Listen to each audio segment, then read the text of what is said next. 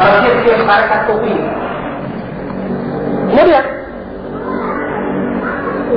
faraitu ana wa sahibi rajulan qad wada qasiran bil hawa, dan aku dan temanku melihat ada seorang yang sedang membentangkan ya hasiran, itu tikar tapi di hawa, di atas angin. Hebat ya. Ini kisah-kisah tentang para wali ya, tapi ini bohong. Ala miqdari arba'ati azru, yang tingginya dari tanah ke hawa itu ya, ke angin itu kurang lebih 4 hasta. Wa shalla 'alaiha, dan orang itu pun salat di atas tikarnya. Ya. Begitu ana wa sahibi waqaftu tahtahu, dan aku pun datang bersama temanku dan aku duduk ya, berdiri di bawah. Fa'ujaza fi salati, dan orang yang salat di atas hawa tersebut menyegerakan salatnya. Wa qala innama fa'altu hadha li hadha al-munkir alladhi ma'aka wa ana Abu al-Abbas al-Khidr. Sesungguhnya aku melakukan ini untuk menunjukkan kepada temanmu yang mengingkari tentang karamat aulia, dan aku adalah Abu al-Abbas Nabi Khidir, katanya. Ya. Ini juga kisah yang dusta yang banyak terdapat dalam kitab-kitab sufiyah. Nah, dan banyak lagi yang lainnya dari kisah-kisah yang aneh yang dikisahkan tentang kebiasaan orang-orang sufi yang berdusta dengan yang demikian. Bahwa setan apabila benar terjadi, yal'ab bihim, mempermainkan mereka, memperalat mereka, menyangka bahwa mereka datang itu adalah Arafat, menyangka bahwa mereka datang itu adalah Madinah, menyangka bahwa mereka datang itu adalah Makkah, menyangka mereka itu adalah mendatangi haji. Padahal mereka dibawa ke masjidah, ke tempat-tempat sampah. Hadirin mulia oleh Allah Subhanahu wa taala, ketahuilah bahwa barakallahu fiik, ya, pengakuan-pengakuan yang seperti itu, cerita-cerita yang dusta seperti itu, la tazharu illa fi qaumin yajhaluna dinahum, tidak muncul kecuali dari orang-orang yang jahil tentang agama mereka. Nah, wala ya'rifuna ma ja'a bi rasul, dan tidak mengenal ajaran Rasulullah sallallahu alaihi wasallam. Walidalik fa inna lana ramithla hadhihi da'awa fi jil as-sahabah. Alasannya kenapa? Karena kita tidak dapatkan pengakuan-pengakuan tersebut pada generasi sahabat. Ya, ada para sahabat mengaku ketemu Khidir. Ya, wahum aqbalul ummat imanan, padahal mereka lah umat yang paling sempurna imannya. Wa arfa'uhum darajatan indallah, dan mereka adalah orang yang paling tinggi derajatnya di sisi Allah. Wa kama lam naraha fa'al fi jil tabi'in, begitu pula kita tidak mendapati pengakuan-pengakuan yang kayak begitu itu pada generasi tabi'in, pula atba'i, dan juga para tabi'in, mimman hum khairul qurun, padahal mereka itulah sebaik-baik qurun. Kama lam yadda'i mithla yalik ahad min ulama al-ummah wa salihiha mimman suila lahum bil fadli wal istiqamah. Sebagaimana juga tidak pernah kita dengar pengakuan-pengakuan tersebut dari seorang pun dari para ulama umat dan orang-orang salehnya, dari orang-orang yang diakui bahwa mereka memiliki keutamaan dan istiqamah, seperti Hasan al-Basri, Sa'id bin Musayyib, Sa'id bin Jubair, Mujahid, Abu Hanifah, Ibn al-Mubarak, Imam Malik, Imam Thawri, Al-Auza'i, Imam Syafi'i, Ibn Hanbal, Imam Bukhari, Muslim, Abu Dawud, At-Tirmidzi, An-Nasa'i, dan yang lainnya dari mereka. Tak pernah kita dapatkan pengakuan-pengakuan yang aneh-aneh kayak itu. Nah, berkata Ibnu Taimiyah rahimahullah taala, wala kana fi man qala innahu atahu al-Khidr, tidak ada seorang pun di dalam sahabat yang mengaku bahwa Khidir itu datang kepadanya. Tidak ada. Nah, fa inna Khidir Musa mat, karena sungguhnya Khidirnya Musa itu telah meninggal dunia. Wal Khidr alladhi ya'ti katsiran minan nas innama huwa jinniyun tasawwara bi suratin insi. Tapi tadi Khidir yang katanya Khidir datang itu sebenarnya itu adalah jin yang menampakkan diri dalam bentuk manusia. Au insiyun kadzdzab, atau manusia yang berdusta. Wah, wala yajuzu an yakuna malakan, dan bukan malaikat. Ya. Ma'a qawlihi ana al-Khidr, karena dia bilang saya adalah Khidir. Fa innal malaka la yakdzib, karena malaikat itu enggak berdusta.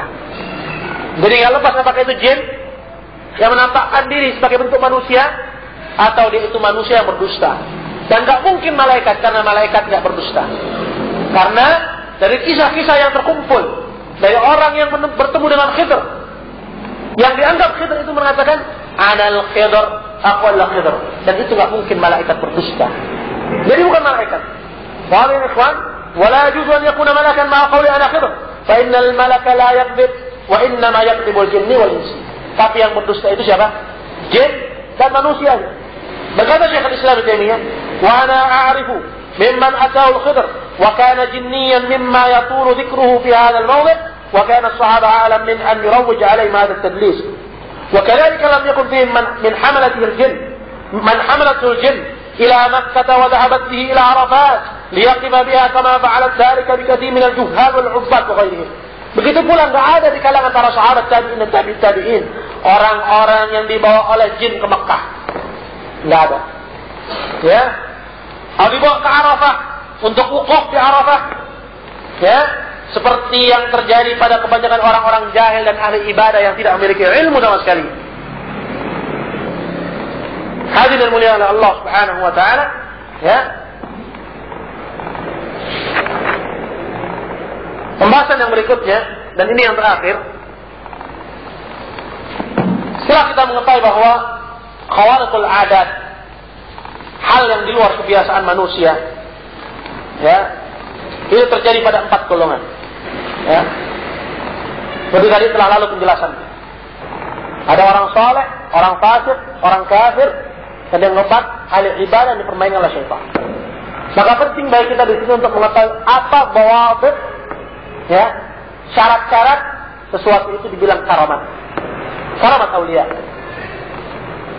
Jadi nggak langsung kita katakan bahwa kemampuan yang di luar batas manusia dan di luar kebiasaan manusia langsung kita cap bahwa itu adalah karamat para wali. Nggak. Sampai kita dudukkan lagi perkara. Dan syarat-syarat sesuatu disebut karamat ada 4. Yang pertama, an yakuna sahibuha mu'minan muttaqiyah. Pemiliknya, ya, pemiliknya yang muncul darinya kejadian-kejadian tersebut harus orang yang mukmin dan bertakwa. Harus orang yang mukmin bertakwa. Kalau dia nggak sholat, misalnya, muncul darinya kemampuan di luar batas kebiasaan manusia, ketahuilah bahwa itu bukan karamat aulia dan dia bukan waliullah. Ya, dan dia bukan waliullah. Nah, saya ceritakan oleh salah seorang ya, dari orang tua kita. Ya, ini kejadian dan cerita orang-orang Betawi. Dari tahun, ya, di tahun-tahun yang lalu di kawasan Otista sana ada seorang Habib yang dikenal dengan nama Habib Salim Jindan. Salim Jindan. Dan Habib ini barakallahu fiik, ya, orang yang diyakini oleh masyarakat memiliki karamat. Tapi yang tahu bahwa itu karamat dari Allah atau tipuan syaitan hanyalah orang-orang yang berilmu. Dikisahkan dari kehebatannya dia, ya, barakallahu fiik, dan keanehan-keanehan yang muncul darinya. Bahwa dia melihara di depan rumahnya itu patung Bunda Maria lagi begitu. Patung Bunda Maria. Jadi kalau antum masuk dalam rumahnya dulu, ya, nah ini yang mengisahkan orang yang dekat dengan si Habib. Mengisahkan dengan bangga. Tapi ketika saya dengar, oh ini bukan waliullah, pasti bukan waliullah. Ya, tapi wali syaitan itu. Cuma anda nggak bilang aja itu sama dia, takut dia marah. Barakallahu fiik, tapi anda jelaskan hal yang seharusnya. Dia miara patung Bunda Maria depan rumah. Kemudian ditegur oleh salah seorang dari keluarga saya yang dekat hubungannya dengan Habib tersebut. Bet, ya, kau miara patung, Bet. Kemudian Habib ini bilang, kau miara patung, Bet. Kan malaikat gak masuk rumah, karena yang masuk rumah yang di situ ada patung dan anjing. Habib ini menyela dan berkata, masa malaikat takut sama patung? Bro, bagaimana kurang ajarnya dengan hadis Rasulullah SAW. Nah, dan kejadian-kejadian aneh yang lain, ya, barakallahu fiik, dan itu banyak. Ya, kalau kita ingin korek dalam masyarakat kita bahwa keyakinan seperti itu, na'udzubillah, itu begitu tersebar dan begitu tertancap dalam diri orang-orang Islam, ya, yang ada di sekitar kita. Mereka tidak mendudukkan, ya, apa yang mereka lihat dengan syariat Allah Subhanahu wa taala. Pokoknya apa yang oleh si fulan yang dianggap saleh, walaupun menyelisih syariat Allah Subhanahu wa taala, mereka langsung katakan ini adalah karamat aulia. Ini adalah karamat aulia. Nah, dan kedustaan yang banyak, ya, yang tersimpan dalam, ya, cerita-cerita mereka tentang para wali-wali syaitan yang dianggap sebagai wali-waliullah. Hadirin mulia oleh Allah Subhanahu wa taala. Jadi syarat yang pertama, orang itu harus beriman dan bertakwa. Ya. Wa huwa al-wasf alladhi dzakara Allah azza wa jalla fi kitabih bi qouli ta'ala la inna awliya Allah la khaufun 'alaihim wa la hum yahzanun. Dan itulah sifat yang Allah sebutkan dalam Al-Qur'an, bahwa para wali-waliullah la khaufun 'alaihim wa la hum yahzanun alladzina amanu wa kanu yattaqun. Yang beriman dan dia bertakwa. Jadi kalau kita lihat ada sesuatu yang aneh, lihat dia itu beriman dan bertakwa kan? Kalau kita lihat hari Jumatnya salat, ya, ditanya kemana si fulan, Habib fulan, Kiai fulan, kenapa nggak salat Jumat? Oh, si fulan salatnya di Makkah. Baru tadi minum kopi sama kita, ya, belum lama minum kopi sama kita, Jumat sudah nggak ada, udah hilang, dibilang salatnya di Makkah. Ketahuilah bahwa ini bukan waliullah. Ya, ketahuilah bahwa dia itu wali syaitan. Ya, apakah dari golongan yang ketiga atau dari golongan yang keempat? Ya, golongan yang ketiga, orang yang pura-pura saleh tapi bekerja sama dengan jin dan iblis. Golongan yang keempat, ahli ibadah yang dipermainkan oleh iblis. Ahli ibadah yang mereka dipermainkan oleh iblis. Syarat yang kedua, barakallahu fiik, alla yad'i sahibuha al-wilayah. Seorang waliullah enggak ngaku bahwa dirinya itu waliullah. Ngaku bahwa dirinya wali. Kenapa? Karena al-wilayah kama taqaddam hiya derajat ta'allaq bil Rabb. Karena al-wilayah, ya, menjadi waliullah itulah derajat yang hubungannya dengan perbuatan Allah Subhanahu wa taala. Perbuatan Allah Subhanahu wa taala, bahwa Allah mengangkat si fulan menjadi walinya. Dan ini perkara yang gaib. Tidak ada yang mengatakan gaib kecuali siapa? Allah Subhanahu wa taala. Jadi mengaku bahwa saya waliullah itu adalah iddia ilmu ghaib. Mengaku bahwa dia mengetahui yang gaib. Kemudian tadi sudah kita sebutkan, ya, bahwa dalam masalah waliullah itu ada dua sisi. Sisi yang pertama berkenaan dengan hamba. Si hamba cukup melaksanakan ketaatan kepada Allah, melakukan yang wajib, mengerjakan yang nafilah, dan Allah yang akan memberinya karamah dan kemuliaan. Dan hal yang berkenaan dengan perbuatan Allah Subhanahu wa taala, perkaranya gaib bagi kita. Maka orang yang mengaku dirinya sebagai waliullah mengaku bahwa dia mengetahui yang gaib. Dan hal yang kedua, bahwa orang yang mengaku bahwa dirinya itu waliullah, berarti dia telah mentazkiyah dirinya sendiri. Sedangkan Allah Subhanahu wa taala berfirman dalam Al-Quran, "Fala tuzakku anfusakum huwa a'lamu biman ittaqa." Jangan kalian mentazkiyah, memuji diri-diri kalian sendiri, karena dialah Allah yang paling mengetahui siapa dari kalian yang paling bertakwa. Ini syarat yang kedua. Syarat yang ketiga, alla takuna sababan fi tarki syai'in minal wajibat. Alla takuna sababan fi tarki syai'in minal wajibat. Enggak boleh, ya, yang demikian itu menjadi sebab untuk meninggalkan yang wajib. Ya. Artinya keramat, ya, karamah yang dimiliki oleh seorang, ya, itu adalah sebab dan ketaatan dia kepada Allah Subhanahu wa taala. Ya. Seorang mendapatkan karamah dari Allah itu sebab dari ketaatan dia kepada Allah dengan dia beriman, bertakwa kepada Allah Subhanahu wa taala dan iltizam, istiqamah di atas jalan yang benar. ويلزم من ذلك ألا تخالف ما كان سببا في حصولها. ومثال ذلك الذي يحمل الجن إلى عرفة ليلة العرفة فيحج مع الناس ثم يعيد إلى بلد من غير إحرام ولا ميقات فذلك ليس كرامة ولكنه خداع من الجن الكافر. Perhatikan ya, ikhwan, ini syarat yang ketiga, bahwa kedudukan yang seperti itu tidak boleh menjadi sebab yang menjadikan dia meninggalkan yang wajib. Karena kedudukan karamah itu didapati dengan seorang mengerjakan apa? Yang diperintahkan oleh Allah, menjauhi dilarang oleh Allah Subhanahu wa taala. Tapi kalau ada wali bilang, lihat, ini minuman keras, tapi kalau saya minum, dia itu jadi air putih. Ya. Nah ini bukan wali, teman.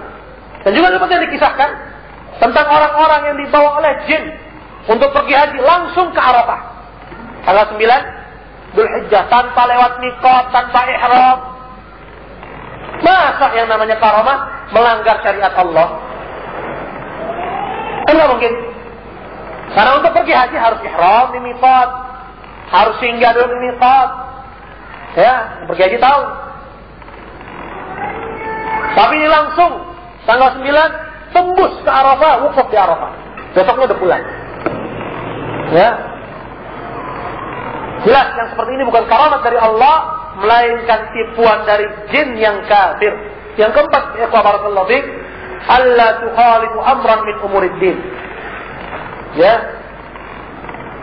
Bahwa karamah tersebut enggak boleh menyelisih salah satu dari urusan-urusan agama. Seperti misalnya, seandainya seorang melihat ya di alam tidurnya atau di saat dia terjaga, anna syakhsan fi surati nabiyyin aw malakin aw salih. Ada orang ya dalam bentuk dia itu seorang nabi atau malaikat atau orang saleh yang berkata kepadanya, qad aba'tu lakal haram aw harramtu 'alaikal halal aw ashabtu 'anka at-takalif aw nahwi dhalika, lam yusaddiq. Kalau dia lihat ada orang yang mengaku nabi dalam tidur atau ketika dia sedang terjaga, yang bilang kepadanya, aku telah membolehkan untukmu yang haram, misalnya, atau aku telah menghalalkan kepadamu, atau aku telah mengharamkan bagimu yang halal, atau aku telah jatuhkan kepadamu yang wajib-wajib, segala kewajiban bagimu. Ya, kamu boleh meninggalkan salat, dia tidak boleh membenarkan itu. Karena ketahuilah bahwa demikian itu bukan karamat dari Allah, melainkan itu apa? Tipuan syaitan. Nah, ya itu merupakan tipuan syaitan. Seperti yang terjadi, ya, yang dikisahkan tentang Abdul Qadir, ya, Al-Kailani. Tentang Abdul Qadir Al-Kailani. Suatu hari dia atasa atsan shadidan, merasakan haus yang teramat sangat. Fa idza sahabatun qad aqbalat wa amtarat alaihi shibhi ar-razad hatta shariba thumma nudiya min sahabat. Tiba-tiba datanglah awan dan menurunkan hujan yang demikian derasnya sampai dia minum. Kemudian terdengarlah suara dari awan tersebut, ya fulan ana rabbuk. Wahai fulan, sesungguhnya aku adalah Rabbmu. Wa qad ahlaltu lakal muharramat. Aku telah halalkan untukmu yang haram-haram. Maka Abdul Qadir Al-Kailani ini berkata, "Idhhab ya la'in, pergilah wahai terlaknat, fatmahalat as-sahabah." Maka hilanglah awan tersebut. Dan dikatakan kepadanya, dari mana kamu mengetahui bahwa itu adalah iblis? Berkata Abdul Qadir Al-Kailani, biqaulihi, aku mengetahui bahwa itu adalah ucapan iblis dengan ucapannya, qad ahlaltu lakal muharramat. Karena dia mengatakan, aku telah halalkan untukmu yang haram-haram. Jelas ini, ikhwan? Jadi tidak mungkin karena syariat Allah Subhanahu wa taala itu bakin sampai hari kiamat. Tak mungkin yang halal itu jadi haram, yang haram itu jadi halal. Jadi kalau ada seorang melihat yang demikian, ketahuilah bahwa itu adalah iblis. Dan juga seperti yang dikayatkan dari Iyad, ya, dari Iyad diriwayatkan dari Al-Faqih Abi Maisarah Al-Maliki, bahwa dia kana la ya'tan al-mihrab, yusalli wa yad'u wa yatadarra wa qad wajada riqqatan. Fa idza al-mihrab qad inshaqqa wa kharaja minhu nurun 'azim, thumma bada lahu wajhun kal-qamar. Ketika suatu malam dia sedang salat di mihrab dan berdoa dan tadarru', ya. Kemudian dia menangis. Tiba-tiba mihrab tersebut terbuka dari bawahnya dan keluar darinya sebuah cahaya. Kemudian tampaklah sebuah wajah yang bagaikan potongan bulan. Kemudian orang itu berkata, "Sabla min wajhi ya Abu Maisarah, fa ana rabbuka al-a'la." Penuhilah wajahmu dengan wajahku, wahai Abu Maisarah. Sesungguhnya aku adalah Rabbmu yang tertinggi. Jadi kan, fa basaqa fihi, maka Abu Maisarah pun meludahi dia. Ini orang yang berilmu ya kawan. Tapi kalau orang jahil, Masya Allah Rabb, datang kepadaku, alangkah istimewanya saya. Dibilang, qad rafa'tu angkat sekali, telah terangkat darimu beban-beban syariat. Besok nggak sholat lagi dia. Percaya dia dengan itu. Ya, dari seorang tak boleh percaya sesuatu yang menyelisih syariat Allah, menyelisih agama Allah Subhanahu wa taala. Kalau dia dapat seperti itu, ketahuilah itu bukan karamat. Maka Abu Maisarah dalam kisah ini meludahi orang tersebut dengan mengatakan, "Idzat ya lain, 'alaika laknatullah."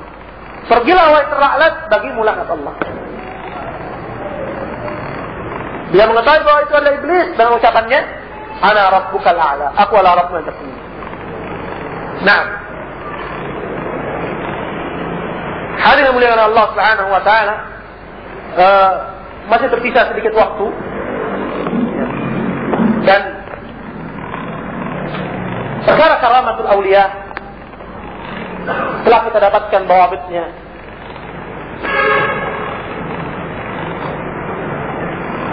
Sesungguhnya datang banyak riwayat dari ayat Al-Quran dan hadis-hadis Rasulullah dan athar para sahabat tabi'in dan tabi'in dan para ulama Islam.